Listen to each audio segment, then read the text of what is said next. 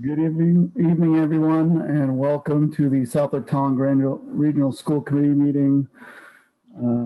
It is 6:01, and I'm going to call the meeting to order.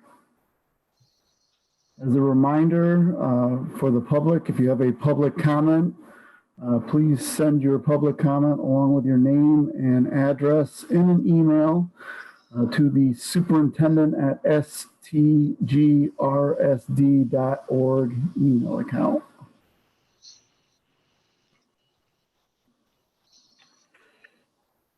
Okay, in your packets, you should have received a secretary's report dated December 15th, 2020.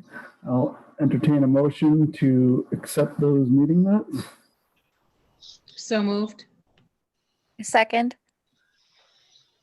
Anybody have any questions, comments, changes they would like to make to those meeting minutes?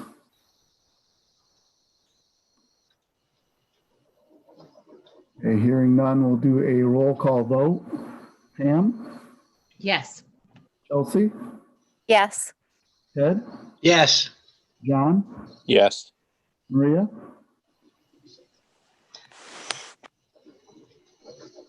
Maria? Yes, sorry. It's okay. Ryan? Yes. And Jeff is a yes. Okay, warrants. You should have received an email from Amy. We're looking for signatures for warrants. So if you haven't done so already, please electronically sign them and return them to Amy at your earliest convenience. Any correspondence this evening? I do not have any correspondence, Chairman Houle. Okay. At this time, it's time for our first public comment. I'm going to ask Amy to check the superintendent account. Chairman Houle, I have no public comment emails. Okay.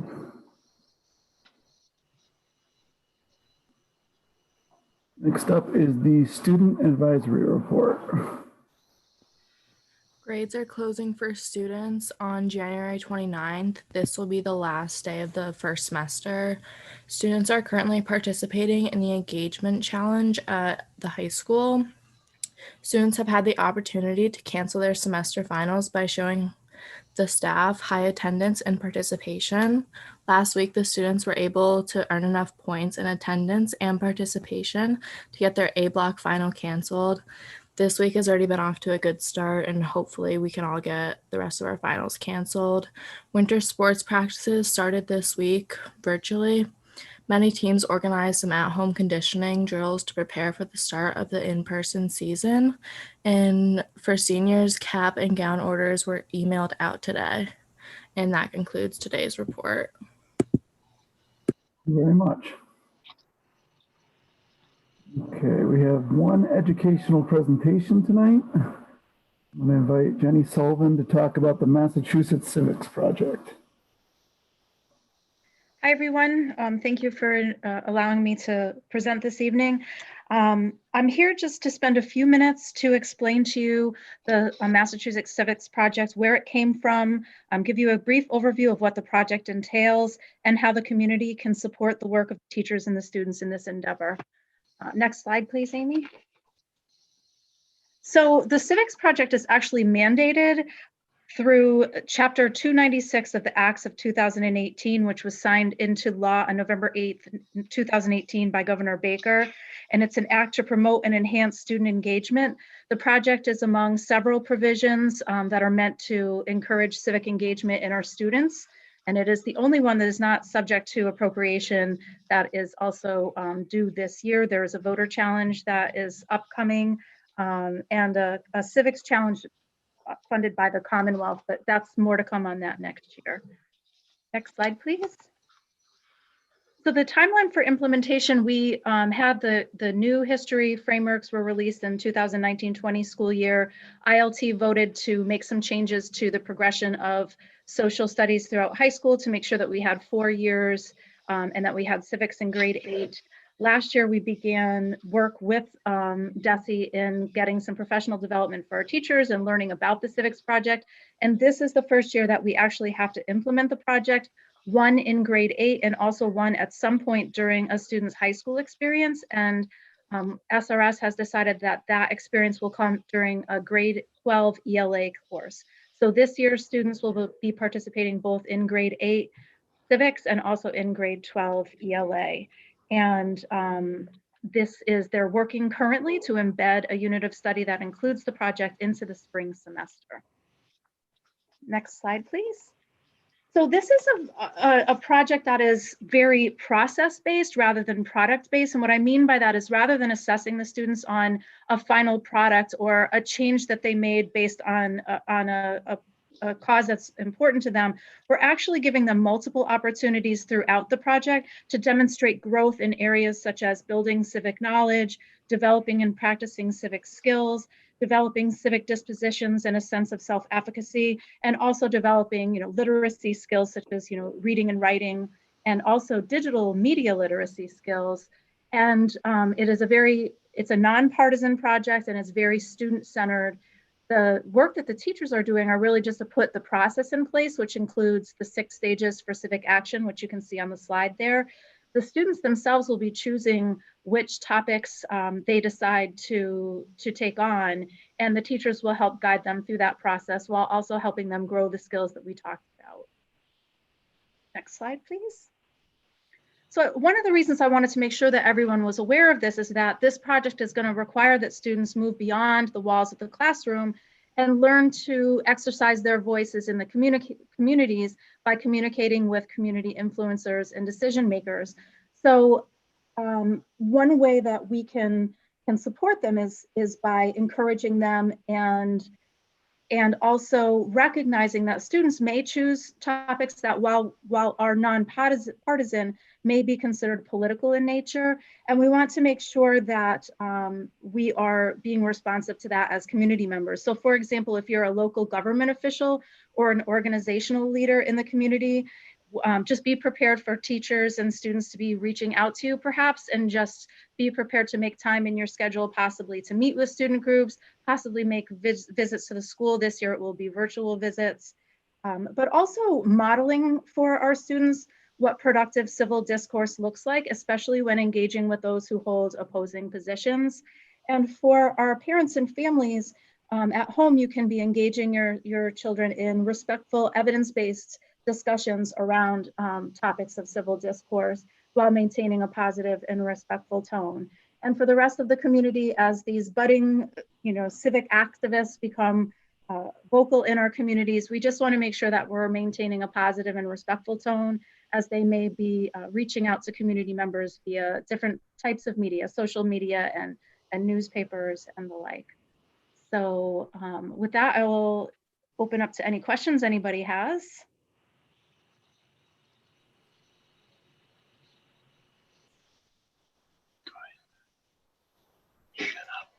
Any questions at all from the school board? Jenny, this is Pam. I just have one question. Sure. I know that you mentioned that this year the plan was to implement it at 8th grade as required, and then 12th grade in ELA. Would the plan moving forward be to continue to have it in 12th grade ELA, or is that flexible depending on kind of what unrolls in the future? That's our plan currently, that we don't intend to change that. The rationale being in grade 8, they can begin to explore, but by the time students get to the 12th grade and some of the topics that come up in the novels that they're reading in 12th grade English lend themselves well to going deeper with that work. But certainly these are all district decisions. So if for some reason we find that that's not successful or it didn't work, we can certainly make changes as we go along. This will be a work in progress. This year, we're just going to be trying some things out, keeping it as simple as possible and learning as we go. Okay, thank you. You're welcome.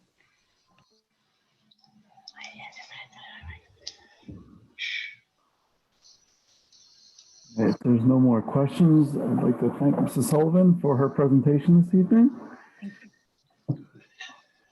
Okay, we're going to move on to policies. We have no policies under review for tonight. Action items.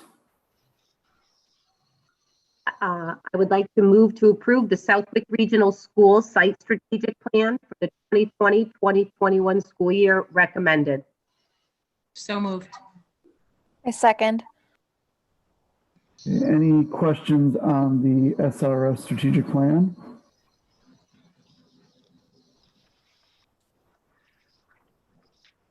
Okay, hearing none, I'm going to move on and call a roll call vote. Pam, you're up first. Yes. Chelsea? Yes. Ted? Yes. John? Yes. Maria? Yes. Ryan? Yes. And Jeff is a yes. Motion passes 7-0-0. Be it resolved that the Southwick Holland Granville Regional School Committee hereby extends its congratulations to Maurice O'Connor in recognition of 15 years of educational excellence as a paraprofessional. And we hereby convey our sincere appreciation for your valuable efforts, dedicated service, and assistance rendered, which has enhanced the image of the Southwick Holland Granville Regional Schools. And a record of these resolutions shall be permanently entered into the minutes of this school district. Recommended. So moved. I second. Okay, we'll do a roll call vote to accept this resolution. Pam? Yes. Yes. Ted? Yes. John? Yes. Maria? Yes. Ryan? Yes. And Jeff is a yes. Motion passes 7-0-0. Be it resolved that the Southwick Holland Granville Regional School Committee hereby extends its congratulations to Cynthia Granels in recognition of 27 years of educational excellence as a paraprofessional. And we hereby convey our sincere appreciation for your valuable efforts, dedicated service, and assistance rendered, which has enhanced the image of the Southwick Holland Granville Regional Schools. And a record of these resolutions shall be permanently entered into the minutes of the school district. Recommended. So moved. Second. Any comments? That's pretty amazing. Go Cynthia. Okay, we will do a roll call vote on this resolution. Start with Pam, Yes. Chelsea, Yes. Ted, Yes. John, Yes. Maria, Yes. Ryan, Yes. and Jeff is a yes. Passes 7-0-0. Be it resolved that the Southwick Holland Granville Regional School Committee hereby extends its congratulations to Anne Marie Briggs in recognition of 31 years of teaching excellence. And we hereby convey our sincere appreciation for your valuable efforts, dedicated service, and assistance rendered, which has enhanced the image of the Southwick Holland Granville Regional Schools. And a record of these resolutions shall be permanently entered into the minutes of this school district. Recommended. So moved. I second. Any questions, comments? That's really, really amazing. Okay, we'll do a roll call vote to accept this resolution. Pam, Yes. Chelsea, Yes. Ted, Yes. John, Yes. Maria, Yes. Ryan, Yes. and Jeff is a yes. Passes 7-0-0. Move to approve adjusting the athletic participation fees for the 2020-2021 school year to revert to the 2019-2020 school year rates. This rate reduction is due to the circumstances surrounding the COVID-19 pandemic and will expire at the end of the 2020-2021 school year. Recommended. So moved. Second. Any questions or concerns on this? Now, am I correct that no fees are paid if there is no season? That is correct, Pam. And just to make it clear, I do believe that golf was the only fall sport we had, and I do believe they paid $100, so they will be reimbursed back to the $50 rate.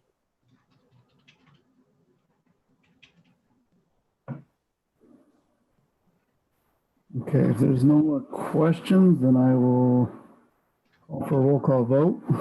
Pam, Yes. Chelsea, Yes. Ted, Yes. John, Yes. Maria, Yes. Ryan, Yes. and Jeff is a yes. Motion passes 7-0-0. Okay, moving on to reports. Superintendent is up first. I just have one report tonight.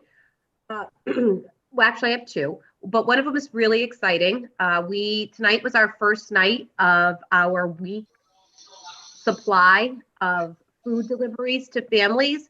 We have 195 students signed up for this. And what this is it's a lunch and a breakfast for 5 days. So some families were receiving half gallons of milks and a box of cereal. They were receiving fresh fruit and vegetables and some meals that there was a chicken Alfredo with broccoli, and it all came with heating instructions. So we are really encouraging families who would like to partake of this opportunity. It is free to all families in our school district. There's no qualification. You just need to get in touch with food service and let them know that you would be interested in picking up your week supply of food on Tuesday evenings between 4:30 and 5:30 at Powder Mill School. And everything comes packaged with directions, and it's super easy and much more convenient for families who are working with students remotely at home. So we urge you to take advantage of this opportunity.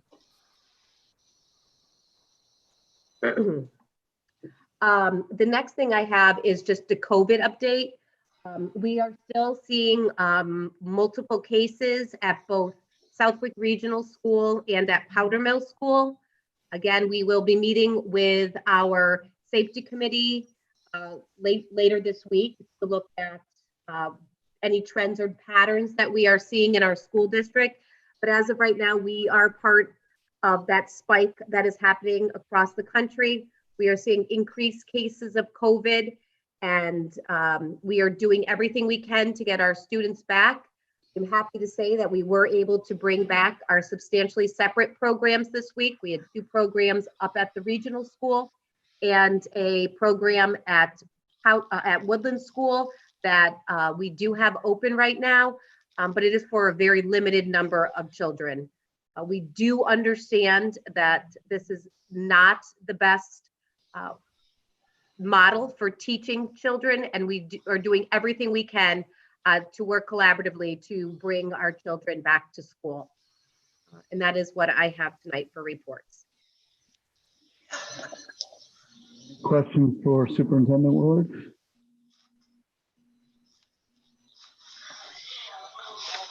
Okay, we're going to move on to the Director of Finance and Operations. Thank you, Mr. Chairman. Just following up on the superintendent's comments about the 5-day meal program. We had about 150 families show up to pick up those meals this evening. There were about 45 families that did not show up, and just want to get the word out, and we'll post something to our Facebook page that they could come by the school during the day tomorrow to pick those up. We also are continuing our curbside daily meal service for families. So that is continuing alongside this 5-day meal kit program. And the only other thing I wanted to mention, we did have a finance subcommittee meeting yesterday. We're kicking off our budget development process. So that'll be heating up in the coming weeks. And we had a good meeting yesterday to get the ball rolling on that. That's all I have. Okay. Any questions for Mr. Presnell? Okay, we're going to move on to subcommittees and liaisons. As Steve alluded to, the Finance Subcommittee did have a meeting yesterday. If I can recall the highlights, we discussed unemployment costs and that the office team is scrubbing the unemployment charges because there seems to be some fraudulent charges in there that they're working out with the state. We did discuss the sports fees, hence why that was brought to the committee this evening. Steve reviewed a bunch of line item transfers that we will be voting on at the next meeting. So keep an eye on your packet. It'll detail, he did a good job color coding the changes and where they're going from one count to another. And we'll be voting on those changes at the next meeting. I think those are kind of the high points. If Ted or John have anything to add? Not really. No. Okay, LPVEC Board of Directors and Governors. In your packets, Amy included the financial report. They use the same firm that our school district uses for their annual certification process. Please make sure that you take some time and go through it. I think I mentioned it last year. I think the biggest thing to keep an eye on is for their capital debt. They've got a very significant balloon payment coming up in a future year that the LPVC will have to manage through some refinancing of some of the debt. But otherwise, there were no issues. I will be signing off for the district that we received a copy of it. And if you have any questions, please reach out to Jen or I, and we can coordinate with the LPVC to get any answers if you've got questions. Jeff, maybe I'm missing something, but I do not see it in our packet for this meeting. I don't know if it was included elsewhere. Okay, Amy. I was scrambling too. I don't think so. I'll check, and if it hasn't been sent, I'll get it off to everybody tonight. Thank you. Okay. Let's see, Policy Subcommittee. Is there an update there? We need to meet. That's our update, I think. Okay.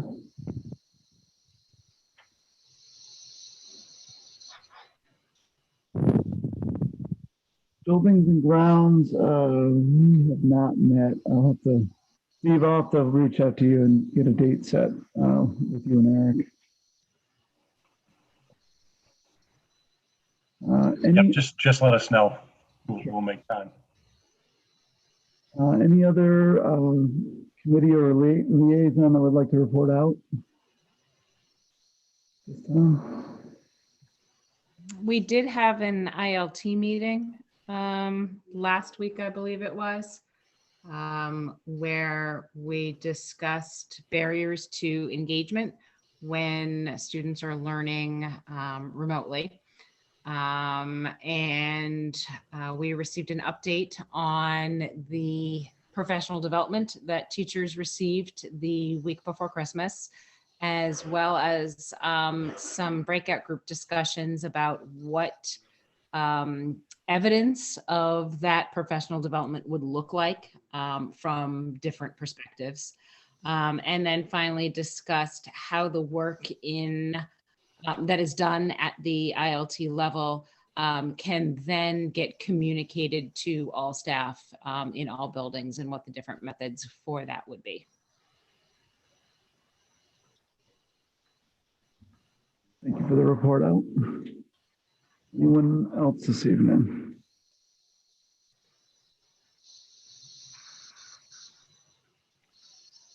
Okay, moving on to our second public comment. Amy, if you would check the superintendent account for us.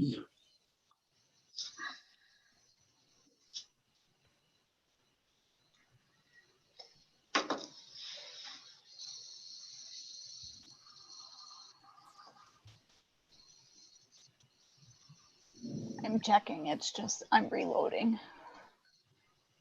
I've checked the account and there are no emails for the second public comment. Okay. Moving on to committee discussion. Any old business? Any new business?